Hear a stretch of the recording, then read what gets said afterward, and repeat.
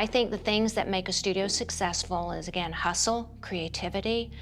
You don't need an education, you don't need money. And that's what most people don't want to give.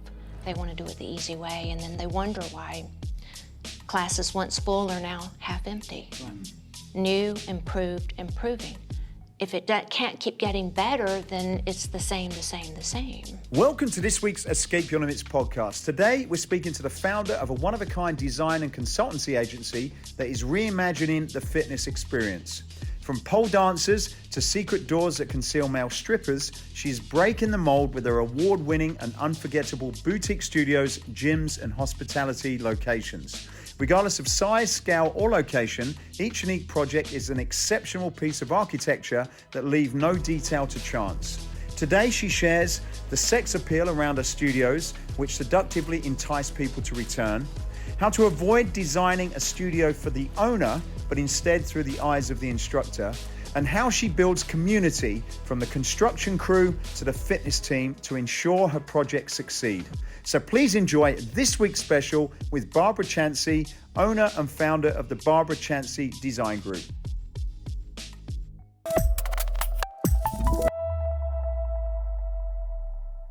So here we are at Mind, Body, Bold, and we're in the presence of greatness, aren't we? Absolutely. I think you interviewed a few years ago, I Yes, think. in the pandemic.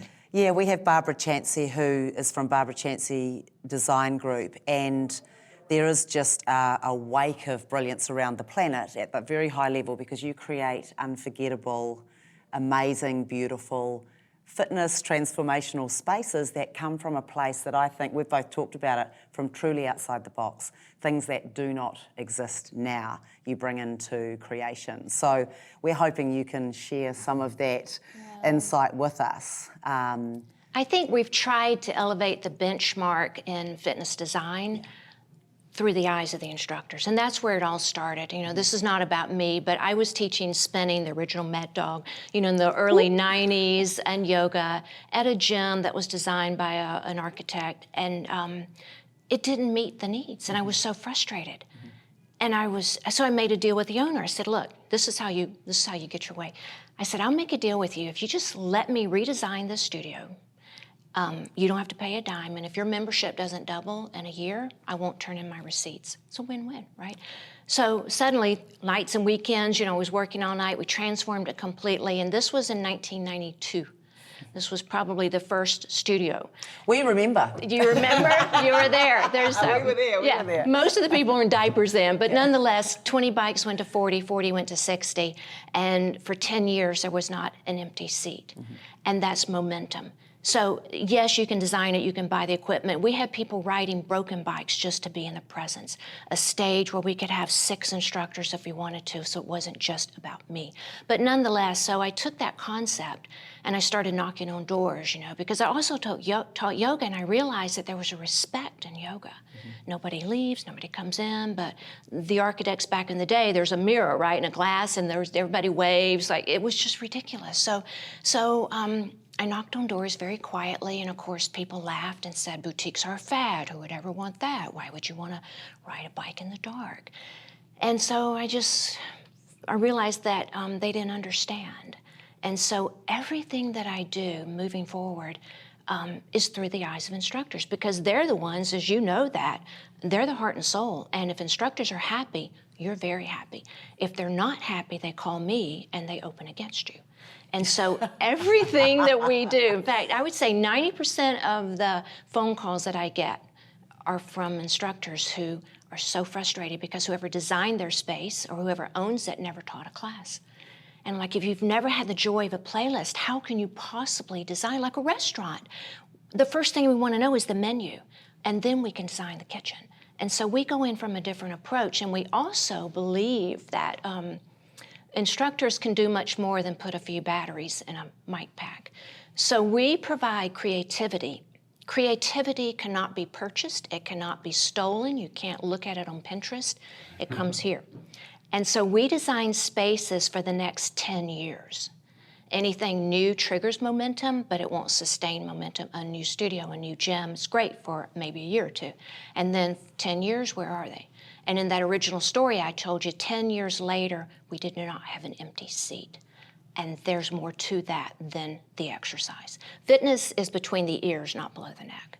And so because of the creativity, we add things to the walls for the future. You may not know we may not need it now, but things continually improve. It's new today, it's improving. So every time you come back, you're like, how can it possibly get better? So value and price are two different things. If you're charging $20 for a class, if it doesn't have value, they're not gonna come for free. If you're charging $20 for a class and it's amazing, I'd be willing to pay $40. $20 is a deal. You see the difference? And so little thoughtful features. So when we start designing these, usually on the left-hand side, we're talking about what do you believe, you understand, we can go into that later. Are you inspirational, competitive, rebellious? We design the space to hold what you believe. Everyone believes something different. And so once we understand what you believe and write it down, then we start looking for the space and then magically it comes together. But, you know, little tricks, little tips. There's an element of surprise. Anything that you use too much, you've lost their attention. If it's not enough, you've lost them. There's that little fine spot. You've got to tease them. How do you get that out then? Oh. Well, so I'll give you an example of a studio we did in Dallas 12 years ago called the Wright House. And sadly, they lost the lease. Trader Joe's, I think, has a parking lot now or something. It had nothing to do with COVID. So anyway, but this was one of the first examples. So when the movie 50 Shades of Grey came out, Never heard of it. You ever heard of that one? We did 50 Shades of Green, and I was honored to work with the owner of that. He was one of the original rhythm instructors when Reebok certified in '92. That was way, way back, so long, long ago. But nonetheless, 5 songs into the class, lights go down, and little things like what you believe. Do you believe that if you open the door, the light comes in? As an instructor, you lose the confidence. Think about Broadway. Once the doors close, the actor's on stage. So we design secret panels that move. So if somebody wants to slip in, it never bothers the instructor because you're so focused on that. You've got them in the palm of your hand, right? And the minute the light comes in. So nonetheless, 50 Shades of Green, 5 songs into the class, lights go down. A male stripper slips in. Of course they do, exactly Of course they do. Of course they do. Lights come up green, and nobody said a word. That was the beauty of it. Nobody knew it. He weaves his way through. Now, we believe that, we'll just talk about cycling for now. We believe that if the instructor should help someone on the third row if they come unclipped. Not everybody believes that.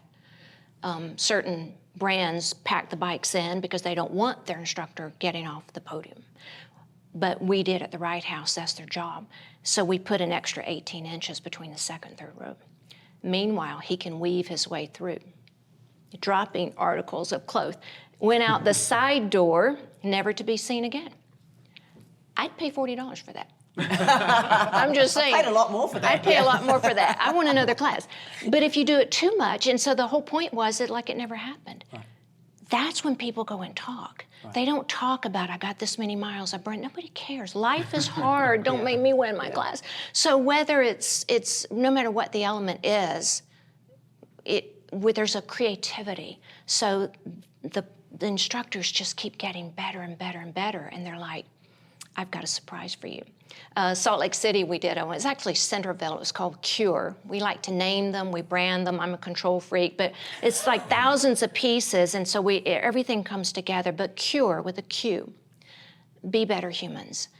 And so again, it was a boxing, kind of a hit concept. 10 songs into this, a drum corps just marches in, and you're just boxing with the drums, and it's like, this is like tribal, it's overwhelming. That's what people talk about. And so we design spaces so that allows, that's able to happen. If you just, want to sketch something off, that's great, but think about a yoga studio, one of my favorite. Drives me nuts. If you're lying there in Shavasana, and by the way, everyone on my team, we go in undercover. Right. We take classes undercover. Secret shop, yep. We're doing a huge project in Montreal. It started in 2016 from the ground up. It opens in about 4 months. It'll be the first solar village in Quebec, but they wanted a spray tan, so I sent all my guys to get spray tan. we have to understand the ventilation and what it's about. So nonetheless, we're in there in this yoga studio, we're in Shavasana, and we hear the teacher going out to get the chill towel. Clump, clump, clump. And I'm like, the captain does not leave the ship. That's 30 seconds. You could have changed my life. And instead, I hear you. We put in a two-way refrigerator. The janitor loads it from the back. Never leave the class. But if you don't understand at the beginning, if that's not what you believe, if you want the teacher to go out, we all hear you talking and whispering. When it comes to wellness and massage, you know, you're in this space. The ceiling is just as important. And so every single detail is through the person that uses it. And most fitness architects don't teach classes. Most equipment salesmen don't make a playlist. Mm-hmm. And that's the difference, is that we're in the trenches. We get our hands dirty, you know, and that's, I think, the difference of why we design with a little different approach. So there's a little bit more to that. I mean, you're incredibly creative, and we can just hear the way that you approach it. So you're walking in the moccasins, you're getting that. But there is also such an enormous skill set that sits behind building what we don't know we need yet, or want is perhaps a better word. So I feel like you're stepping into the emotions, you're getting rid of the hygiene. It's like there's hygiene factors, and most people are getting those wrong, you know, like the clumping and the door and the light, and these are just obvious things. What background have you got to be able to meet the needs of the creative ask once you and your team have gone in and gone, we're going to fix that, that's not quite right, I don't feel this. Like, what technical training have you got? Obviously you've got a big design background, but you're thinking about things differently. They say it takes 10 years to be an overnight sensation, right? Yeah. 10 years of trying out what doesn't work. Right. And relentless. You know, in the beginning, I was giving away, I was bartering, let me do this, U.S. Army, anything, let me help you. And I learned what works. And what I also realized is that, just like lighting and sound, if you don't know why you need lighting, don't waste your money on it. Right. And so a lot of people think, oh, I'm failing if I just had this. And I go back to SoulCycle again. You know, they don't need all this lighting because they just need two candles as part of their class. I will honor you. And so you have to understand, why do you need this before you invest the money in it. Thank you for supporting the Escape Your Limits podcast. If you're thinking about creating a unique and engaging fitness space to take your fitness to the next level, then we have you covered. Escape Fitness design and manufacture some of the most innovative, attractive, and durable functional training and free weight equipment used by many of the best trainers and fitness brands across the globe. As a valued listener, we are offering you a 10% discount off many of the products on our website. You can check out the full range by going to escapefitness.com and use the code DUMBBELL. That's escapefitness.com using the code DUMBBELL. That's it from me. Please enjoy the rest of this interview. So you've gone in and you've seen the need and you're like, oh, we could make this so much better. Oh, yeah. But then you're actually having to pull on technical skills of how you can make that happen logistically. So yes, there's design, like the two-way fridge, very simple example, but not everyone's going to get to that conclusion. So you actually made that leap and then created that thing. You're doing ventilation. You're questioning whether or not you need all the lighting, or the ventilation, or the colours, or 3 levels. You're asking all those questions based on the beliefs of the people. So I'm just wondering how you match your skill set with the need. I can tell you that the myth of the studio owner is that I have experience in one area, so I must understand another. Mm-hmm.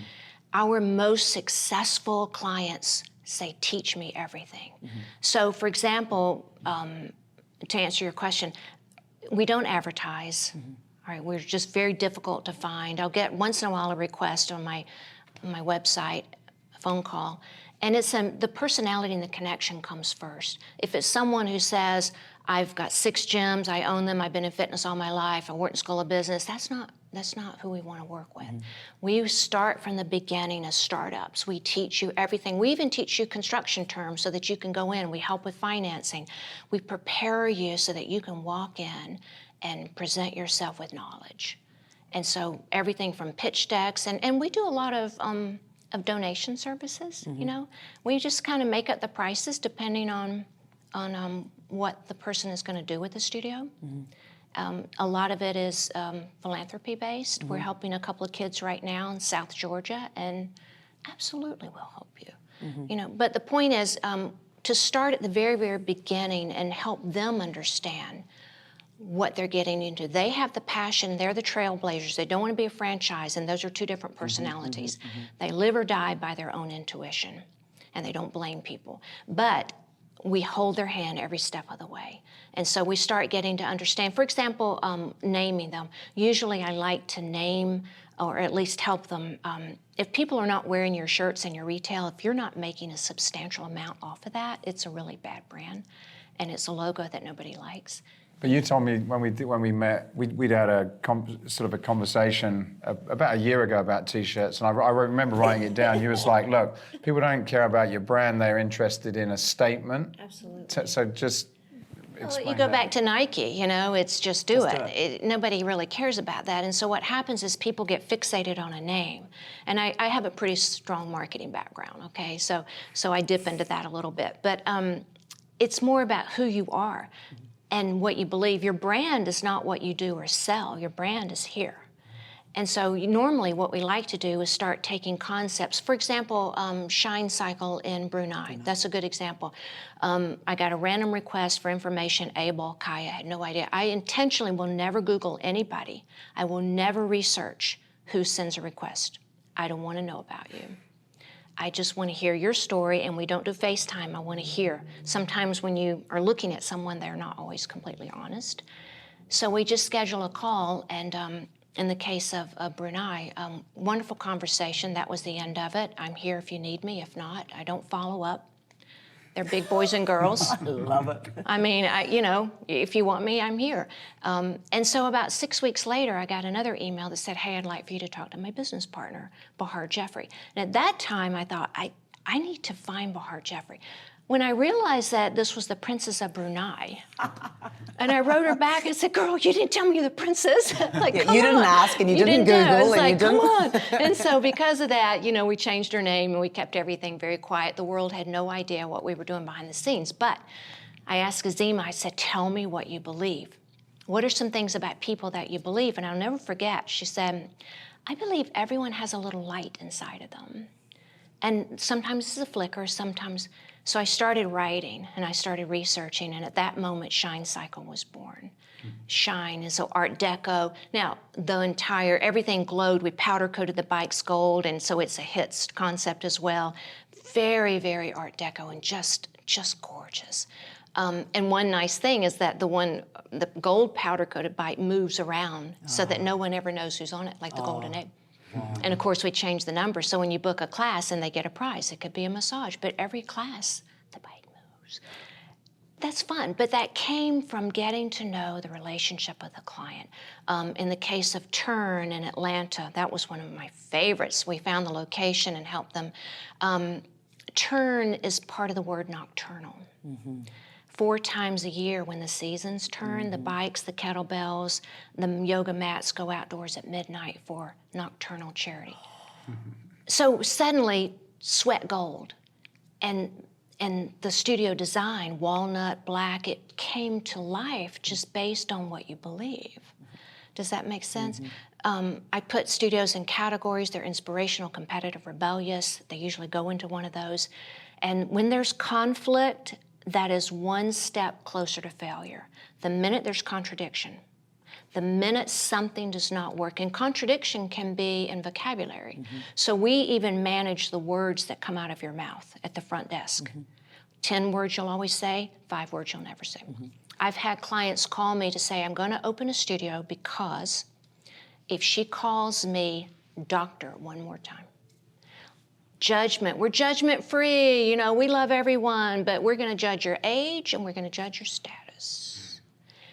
And it's fascinating. It's not a Southern thing. It's not Dr. Sir, ma'am, miss. It's just a judgment of age. And I always laugh and say, Madonna is not a ma'am, you know. But why would a 20-year-old, and so this goes to the front desk. The reason I'm telling you this is that when people stop leaving your class, they're not going to tell you why. They just don't like something. It has usually nothing to do with the fitness. It's everything out. And so it's usually at the front desk is when the problems happen. There's conflict. And so we hammer out those words that will be said, words that your competitors use, Why would you use the same words to describe how different you are? If I hear state of the art one more time, it's like, why are you starting? I don't know. And so we have a lot of writers that help me as well, and we try to use fewer words that are very succinct. An audacious sound system, you've got my attention. State of the art, everybody's state of the art. It doesn't mean anything. So when we hear things that have been used over and over again, that's a sign that you won't last. Is there like a philosophy? Like, I'm trying to sort of piece together, like the way you think about things is very different, which I guess is kind of what you then share to your clients. But is there a sort of like a philosophy that guides how you think about things for your clients, or is it? I guess is that just your personality coming out? And the philosophy is every day is grand opening. The minute you start letting things slip, that's the minute. I wrote a blog piece on 7 signs for studio failure, and I see these, and this was just from experience. Every day is grand opening. And so whatever you want to decide you're going to be, for example, chilled towels, all right, I always like to use that one. Sometimes we pass them out, sometimes we don't. It's not an option, you either do or you don't. Sometimes the fans come on, sometimes they don't. So what we like to do is sort out what in the world do you believe, and then hire people that believe that. When you hire people that believe what you believe, you'll never fail. But the minute there's contradiction, and I can use Soul and Fly a little bit. Now that Fly's not there, Ruth, they believe 2 different things. And when you have 2 different religions, it's very religious. And that's like religious architecture. A mosque, a Baptist church, it doesn't matter, a synagogue. You have different architecture, and so we design for the religion that you believe. We build a vessel to hold what you believe. And that's why every one of our designs is different. There's no cookie cutter involved in that because everyone has a different belief. How big is your team? It sounds like the secret society is everywhere. I'm like a drug dealer, like this is my team. Yeah. I just have been around enough, we make phone calls. And so usually what happens is I have a very talented team, and we work together for projects that we think will inspire that corner of the world. And we price it based on how much babysitting we have to do. what's success? When you're doing a project, how do you personally judge your success in a project? Oh, well, these are my children, you know. I'm like Jane Fonda. I'm in the 3rd act. The curtain's going down, and so I feel this restlessness of every day. I've got to leave for the next generation all those dreams that we had, and you've taught before. And if you've never taught, you can't really share that with anyone. It's inside of you, and so I think the success is to again look back at. I don't know that we had any close through COVID. We had one that lost the lease, and we've had one that closed maybe 4 or 5 years ago. It was a death in the family. But our guys are the most successful. In fact, Ride Cayman, they reported their strongest year ever last year, 5 years. And so, they're children. And what's nice about my family of studios, this is another reason we don't fail. As an independent, you're out there alone. You open, nobody cares. You close, nobody cares, because you don't have colleagues. And so when all of the studios kind of believe, kind of this faith, if you will, that I start them off with in my team, then suddenly they network. So as again, Nigeria will be going to Brunei. Seattle is training Montreal. Austin is training Tampa. And so because they know our team. And so what happens then, you can send guest instructors because you can't just keep promoting Susie's teaching again. Like, I know she's always teaching, but if you bring someone in, we did a studio in Doha, Qatar, and they trained in Dallas. And suddenly you've got friends all over the world. And so as an independent, you're not a franchise. And if you have problems 4 years down the road, call Triumph in Fort Wayne, Indiana, crushing it. And so suddenly they're like, oh yeah, Barbara, oh yeah, you know Doug, you know Daryl. So my inner little circle, our little sanctum, it feels like family. And that way, we take off the training wheels. I told them my goal is to never call me again, unless you want to open another one. But hopefully I've trained you well enough that you can do it without me. I don't want anything, no residual, just like do the best you can. And just, send me an invitation to your 5-year anniversary. And most of them are going on 5 to 10 years now. Small areas, Redding, California, it's a tiny little community. They're 9 years strong. And so that's the joy, is to look at these little seeds that are planted. And I said my heroes are the clients. So you were saying there was some research about group cycling, to this yesterday, that it was like declining, and then Barbara, you were saying like it's not that it should be, it's just that it's not a great experience. Is that one? Is you're right? Is it generally declining as a category? Yeah, there was some stats, and again, the caveat around that is it's early days. Data's, we're in unusual times, so it's a little bit about that. But in the general, in terms of bookings and coming back to class, like just in the general fitness. I think you have to be very cautious where data comes from. Yeah. Our guys are busy making money, and they don't fill out surveys. Just saying, where is this coming from? Well, this came from the conference, so this was from data that came from MindBody, I think some of and that's probably true, but we get about 200 requests a year, without advertising, it could be an hour of consulting, can you do this? Now, obviously, turnkey is the way we like to go, but we'll help anybody. And the surge of requests for indoor cycling is on fire. So suddenly we're doing a lot of Legree, and I think Sebastian's here. I need to say hello to him. We have our guys are actually installing right now in Portland, our first color therapy Legree studio. So we'll be practicing in a white box. What's Legree? Legree is kind of like a Pilates on steroids. It's Sebastian Legree's Megaformer. Yeah. But nonetheless, it will be the first color therapy to prevent some of the sadness from gloomy gray skies. And so early morning sunrise will be in a box of oranges and yellows. And there's a little bit of science that's saying that that's kind of special. But nonetheless, we're seeing a surge in some of the Legree studios. They have a small footprint. You don't need much space for them. But indoor cycling is on fire. And we're really excited that we will be, I can't share too much right now, but we will be launching our first indoor cycling for patients with ALS.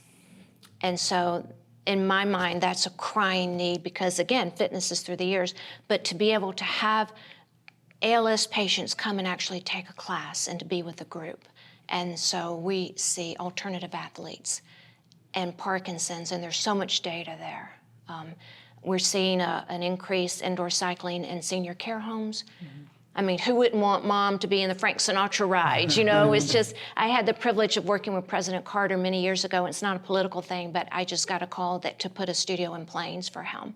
And I remember, of course, I don't care who he is, so I got him a bike, but I made a playlist. And I said 3 songs a day. And here we are under the presidential seal, and he's got Willie Nelson, Georgia on his mind, and he's just, tears are streaming down his face. And he said, no one ever brought me music. And that solidified that there is a need, just 15 minutes of mobility, but it's the music. And so we're seeing a lot of shift. And so we go into areas that most people ignore. How many studios do you see for alternative athletes? How many do you see for senior care? So we go where others don't. Just like when I started this, everyone laughed at me. I knocked on the doors of our gym architects and said, let me help you. And they're like, it's a fad. And, I went to all the big names, and of course they laughed. And so I was kind of the misfit. And so I reach out to the misfits. And that's where I think that most people ignore. And I've often said, fitness is not for 40 and under. And also, you never put an age on someone, right? But we do find that there is a significant shift. And most people think, my target demographic is 30. I'm like, no, they're on their mother's credit card. It's not 30. There's a different population that needs to be served. But a healthy studio has all ages. We have instructors who are 60. We have instructors who are 12. A healthy studio is not, we all look alike, talk alike, think alike. And that's what I think is missing in some of the bigger box cycling programs. They think it's the bike. And you know this. You can be in a cardboard box on a pogo stick and they will line up if this is fed. Are there any other things outside of cycling that you see work to kind of tap into the people who probably would be turned off to go into a typical gym or studio? Other than cycling? you Yeah, mean, like- yeah. Are there other things that you feel will work, or is it cycling? You know, like a real, you know, is that like a successful thing for what you're No, doing? we do, pretty much anything and everything. We did a boxing studio in Malaysia that recently opened, and that was phenomenal. So we're seeing a lot of combination of kind of the hit concepts, which I know you'll like with Escape, but we're doing some of those, and it's all usually instructor driven. And so a lot of times people will call and say, I don't know what to put in, I've got this space. And I'm like, well, let's find out. You're only as good as your worst instructor's worst playlist. So let's find an instructor, and if they're good, so don't build something and then hire people, find people and say, what do you want? And that's one of the things, in the beginning we talked about, I like to design for the next 10 years. If you think you might want to do slam balls one day, I need to know that. We're going to put blocking here. It may not be today. If you think you're going to add bar, maybe, there's blocking in the walls. Yeah, reinforce, yeah. So we try to design for the future. Outlets up in the ceiling, absolutely. We're going to put a snow machine. So in July, you better believe there's snow coming down. So you just never know, but it's usually for the future, for what instructor can bring their following. And that's what most people don't get. They build it and they will come. That does not work. It's find them and what do you want, and we customize it. And so that's what we're seeing, is that just combination. We also design, for example, we call them Studio Bs, right? And that can be anything and everything. But Studio B is like a Rubik's Cube. We can pull out random walls that move. So if it's a yoga class, you don't want to see kettlebells and TRX. It needs to be specific for that. If it's a cardio dance, it can be the same studio because the flooring is the same with a sprung floor. At Turn in Atlanta that I mentioned, they have a Studio B. That was great. It's a mezzanine. And when Beyonce's backup singers come to do a 6-week session, I'm going to sign up. But if your studio doesn't have the flooring for that, you can't do that on a rubber floor. So we like to think, what could you possibly use the space for when the right instructor comes? And also, talented instructors, if you don't have a space for them, they'll go somewhere else. So That's what they were saying earlier. The guy from Mind Body was saying one of the biggest challenges a lot of their clients have is just staff problems. They can't get them. Well, and we dip into that. So it takes, some of our studios, again, can take up to 6 years to build and to launch. So what we're doing behind the scenes, we bring in articulation coaches, we bring in drama coaches, we bring in music mixing. Anything that looks easy takes a very long time. So again, going back to Broadway, of course, I can sing and dance, really? Let's see you do this. And so what happens is people see an instructor and think, oh, it's easy. And it only lasts for a short period of time because it's much more difficult. And so what we like to do is, I mentioned my family of studios, so we'll take a core group, maybe let's just say it's a new studio opening in, I don't know, Pennsylvania somewhere. We will take 3 or 4 of their could-be instructors and we will send them off to weekends at previous clients where they will learn and train and understand with someone who's been successful for 8 years. So I think the commanding the room and the music skills and just understanding how to multitask. You see someone on the 3rd row, you're coming in clipped, I've got the beats going, the lights are going on, what do I do? You're perfectly prepared for that. And usually what happens before we launch a studio, my whole team comes and we prepare them for when things don't go well. When things work, everyone's good. So what we do is, guess what, team? You've got a class in 30 minutes and you just had a power outage, fix it. And a good instructor doesn't need music. If you can't teach without music, then you need to go back and what do you have to say? And so a lot of times in the auditions, it doesn't matter what it is, the sound goes out and you have to finish the next 10 minutes with verbal skills. We do a lot of articulation as far as using words that are not parroted or 4, 3, 2, 1, I'm not paying for math class. I need more than counting. And so rich vocabulary with 3 and 4 syllable words. So that's value, right? And suddenly it's transforming. I'm going to name my class today. It's Truth or Dare. Have a plan. You didn't just put 10 songs in your car on Spotify. There's no value to that. And so that's the layering and layering that we do. My lighting guy, I have to say, he's not my lighting guy, but he works exclusively with our clients. Daryl Vaughn, Pink Floyd, Rolling Stones, he did the Live Aid concert. He comes from a rock and roll background. Now, the reason I'm telling you this is the show goes on. I don't care if the amps go out, the show goes on. And so what we like to do is we set them up to fail. So whether it's boxing, yoga, it doesn't matter what it is, guess what? The lights just went out, or someone fell off their bike, or someone got hit in the head. I've seen 2 fist fights, 3 heart attacks, gunshot, true story, fights, you can only imagine. One of the things that we like to do also is to, first and foremost, I protect the client from a lawsuit. Whatever you're teaching, there is a buzzer to 911 in everything that we do. So all the thought that we put into it comes from years and years, and it's thoughtful features so that there's no change orders once the construction starts.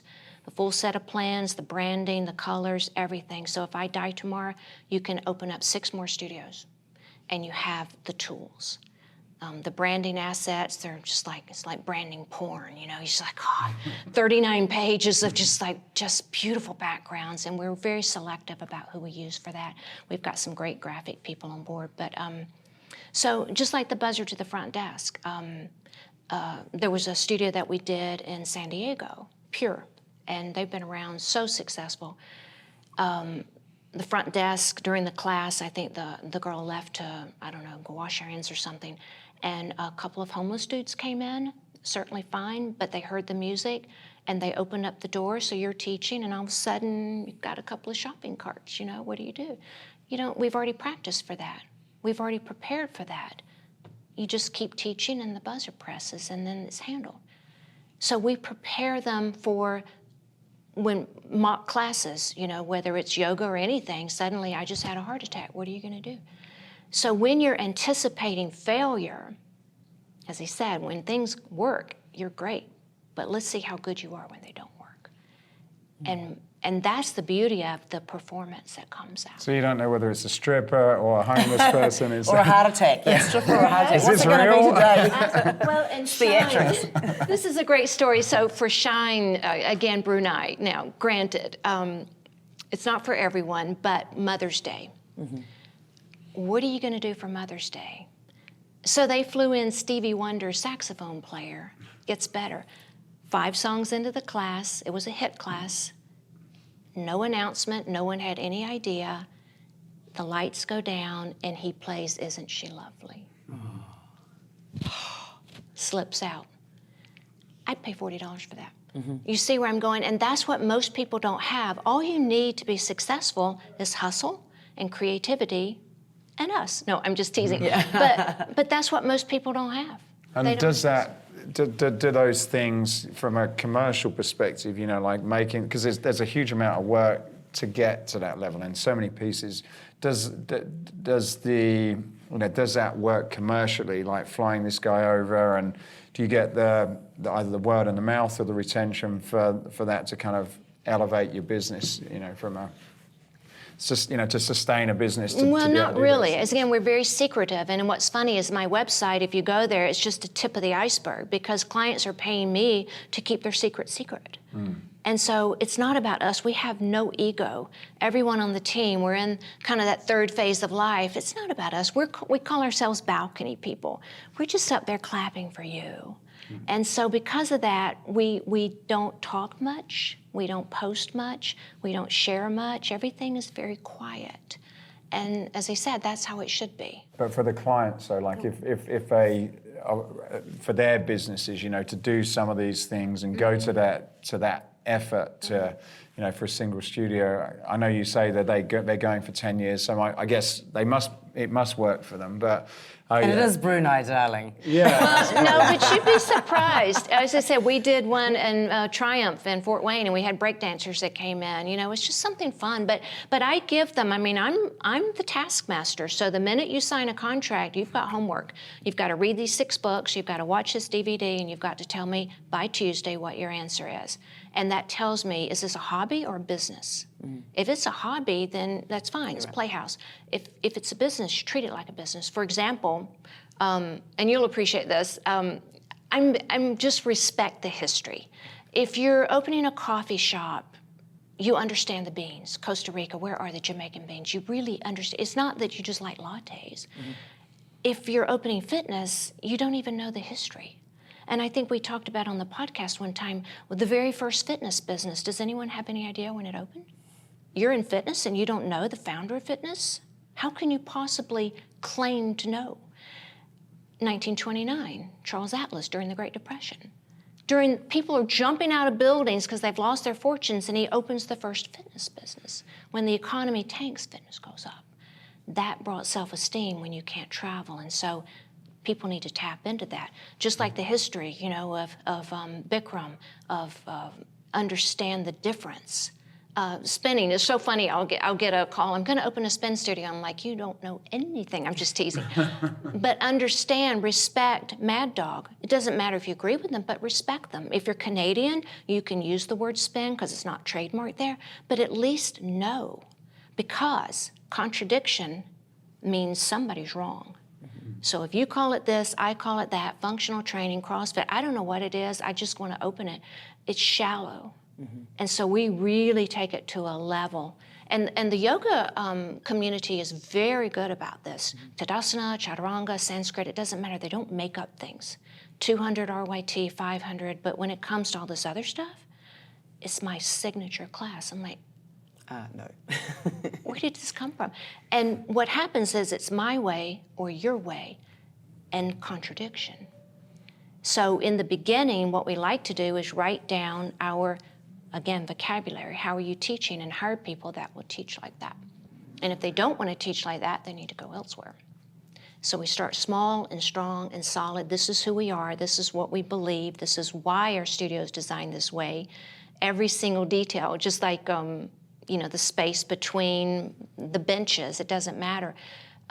We're super sensitive to people that may not fit the perfect mold. We know that sometimes on the back row is where first-timers or heavier people, or if you have a prosthetic, or if there's something, sometimes the back row, a little more space between whatever you're doing. Think about business class. The seats are big and you don't feel so large. But when you pack things in, you're acutely aware that I don't belong. We make everyone feel 10 years younger. Fitness and sex are a lot alike. You're going to appreciate that. Get your ears perked up. But In what way? in what way? Because you're paying to feel good, and you're paying to feel young. So if you're 70ish, you want to feel like you're 16. Everyone wants to feel like they're 16, and that comes by lighting. And so we make it's like a restaurant. You want to feel beautiful. I can read the menu. You should never have to get your reading glasses out to look at your locker. And so we've had some instructors suddenly are saying, I can't see. I'm 45. I need my reading. I've lost my vibe. So we think about that. So we have a touch keypad system so that you can be blind and still teach a class. But what happens is you're acutely aware that I'm the oldest one in this class, and you're acutely aware that You don't want to be known to be the oldest person, or seen, or Singled out. So that comes again at a restaurant. The people who are older are going to spend more money if they feel younger. So lighting, I can read the menu, I feel comfortable, I can hear, the music's good, so the acoustics, everything goes into that effect of I walk in the door and I feel good. So whether it's backlit or very soft, we're so sensitive to even mirrors. What we hate more than anything is to be in let's just say yoga studio, and suddenly there's a mirror split, or Pilates or bar, and like, why is this mat split? Half my body's here because whoever designed that didn't take the class. So we like to know, what are you going to do? We position it out. We know your equipment, every single thing. We know the circumference around that. And then we position the mirror so that every single station has the same. You don't ever want to lie on your back and have an air vent and squinting, and suddenly this one is never filled. So is that one of your guiding philosophies? Like I know Steve Wynn, I can't remember the exact statement, but he says like if you make people feel good, they'll, something like Open their wallets, whatever. Yeah, something along those Absolutely. lines. But is that, you mentioned you see it through the eyes of the instructor and make them feel good, but it also sounds as though you're also, of any person in there, they're also feeling good. Oh, absolutely. And it's little things like, hey girl, what's up? Versus, and to this point, teachers do not call their students sir or doctor. Students call their teacher. So why would instructor, yes ma'am, can I help you with that? And I get it, if you're 20, anyone over 40 looks ancient, but I've had clients call me and say, I'm opening a studio because they keep calling me this. So just like Dr. Sir, who's a doctor? Is it a PhD? Is it a dentist? I don't know. Why does he get a doctor? I don't. Who cares? So let's call everybody by their first name. And if you don't know their first name, shame on you. How hard is it for the front desk to print out, I know they're coming. I know what they like. I know your children. One of the things also that we do when we design these studios, every Wednesday we feed the crew. Every Wednesday, whoever's on the construction site, lunch is served. And that comes from way back, something I feel special about. The painter's children. The audacity of someone to build something and not even know the GC's name. And so every Wednesday, we bring food, pizza, whatever, and so that's all over the world.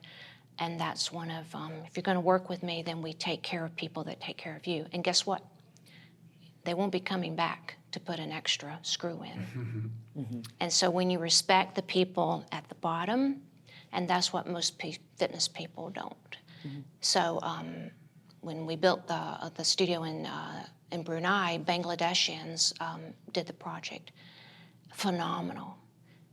They read every single detail. And speaking of reading, one of our tricks also is that we go and have everyone's eyes checked. Majority of people can't see. And so if you're looking at floor plans and something doesn't turn out right, it's because most people don't have reading glasses.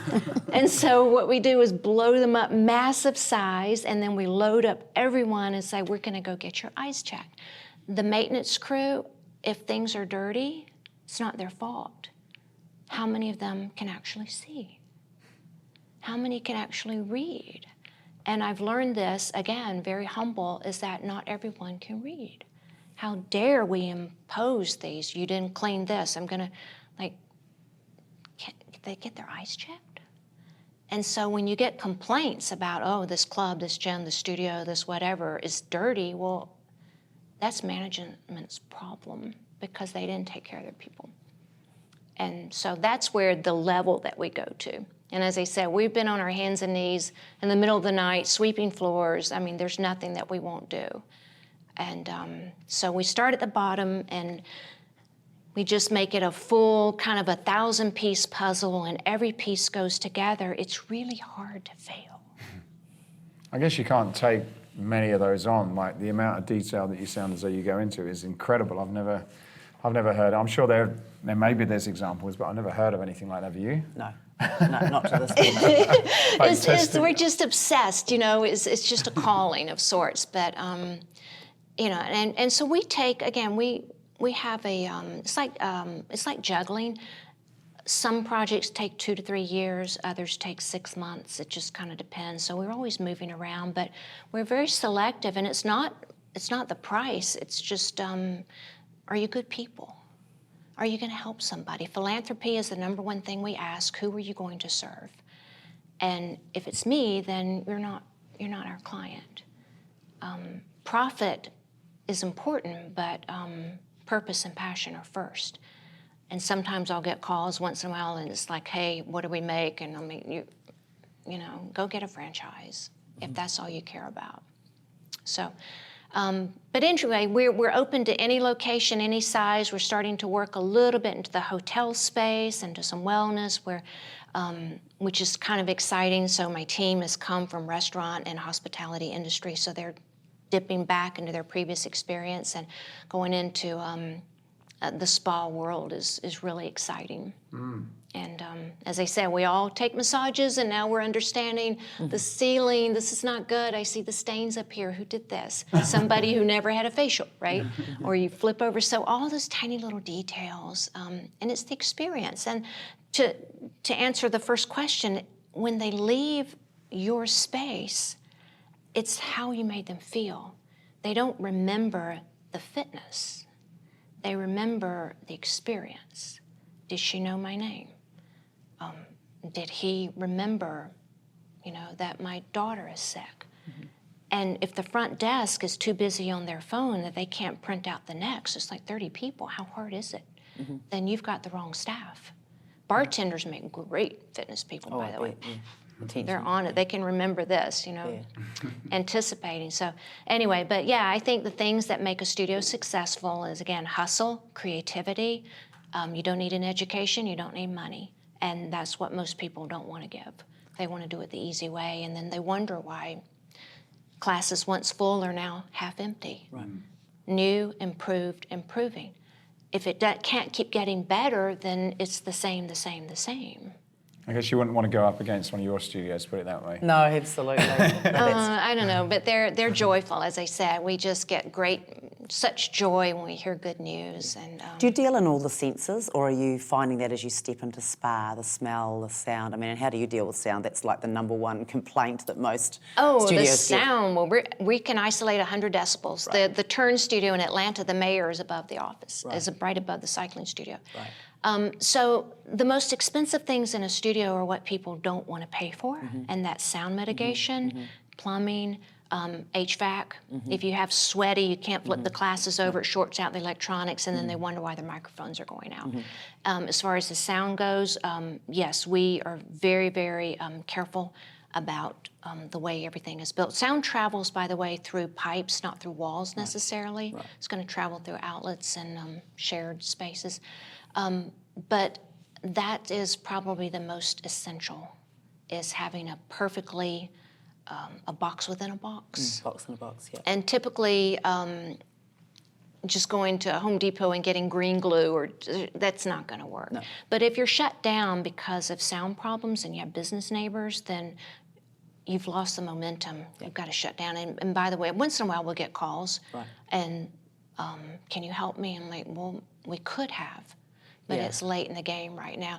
And that's what people don't understand, is that when you're looking for a location, and that's a whole other topic, sound and lighting, but we like to help them find the location, because sometimes a space that's more per square foot is actually cheaper to build out. Right.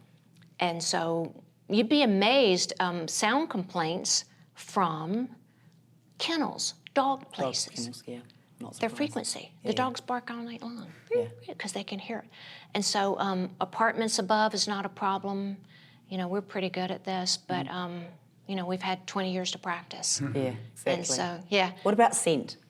Scent, so scent goes with your brand. So in the beginning, again, you sign a contract and I give you this homework. There's an action list, 200 items that you need to be doing before you ever find a location. And so your scent goes with your brand. And so once we understand inspirational, competitive, rebellious, and we can talk more about that, we put you in the category. One of the first things we do, and a lot of it is, it's not busy work, but we need to keep them interested, right? So we send them multiple samples of essential oils and scent marketing. If it's going to go through the HVAC, we need to know that up front. And their homework, and with towels, is to practice making chilled towels. Have your children do it, it doesn't matter, for about 3 months, and understand which towel is going to keep the scent, which was not, and then explore it. The thing about scent, though, is that you're desensitized to it. And so we like to put it in the HVAC so it just comes out soft. If you walk in and smell it, it's too much. It should be so subtle that you don't know why it smells good. If you can smell it, you've lost it. You're an Abercrombie. Yeah, spray and breathe. And so, again, it's but that's part of the experience. And just like the sound tracks, your house music, as I call it, that goes with your brand. Think about a restaurant. You don't have classic rock and roll in a sushi. So you walk in and suddenly the music, or no music at all. What could be worse? Who are you? So we like for them to establish their 3 channels.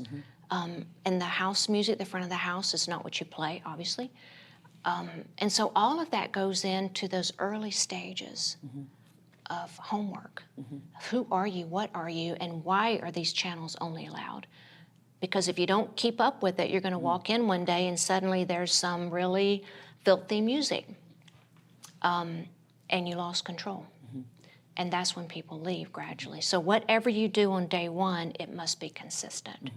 Your change comes through creativity. You don't change the way you do business.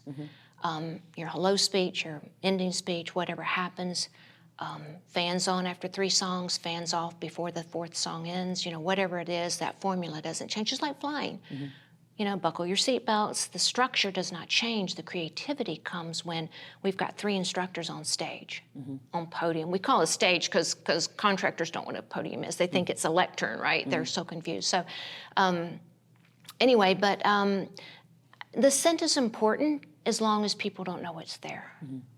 Now, if you're doing the chilled towels, it's kind of a marketing perk because pumpkin pie, spice, I don't know. But you have to be careful because there's a lot of allergies and things. So. It's in the HVAC. That was a nice way to have it smell clean. We've also used some UVC fans. Bellingham, Washington was one of our first there. It was called Ride Culture. Such a beautiful studio. And we used the haiku fans. So in between classes, they've got the UVC. And this was prior to COVID, but they also own a restaurant next to it. And so we just really wanted to keep things super clean. And so that was important to do as well. But well, look, I think we've got to. Oh my goodness, we're sitting here going, we're going to lift our game. Cut all this, grab what you want. Well, look, thanks. So just for people who do want to kind of, what's the secret handshake? They can't get hold of her. She's not going to Google them. I'm not going to Google. Just drop a request, info@BarbaraChancey Design, and within 24 hours. Maybe someone will get back to you. No, that's my rule. Your time, I respect. You had enough time to fill out the request for information. I will call you within 12 hours. You will get a response from me, and then it's the game on. So you fantastic. Yeah. But well, thanks. You so much. No, that was great. Amazing. It was.